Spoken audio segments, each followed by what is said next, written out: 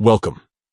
In today's video, we'll walk you through the simple steps to make media from new WhatsApp chats automatically show up in your phone's gallery. This feature is incredibly useful if you want to keep track of photos and videos shared in your conversations. Let's get started. First, open the WhatsApp app on your smartphone. Once you're in, look to the top right corner of the screen.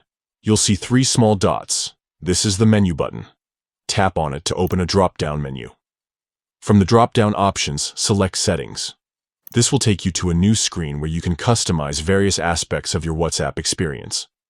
Next, tap on the Chats option. This is where you'll find settings related to how your chats look and behave. Once inside the Chats menu, scroll down until you see an option labeled Media Visibility. Now, here's the important part. Toggle on the Media Visibility option.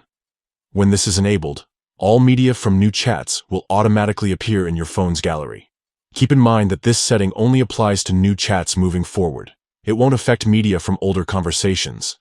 And that's it. You've successfully turned on media visibility for new chats in WhatsApp.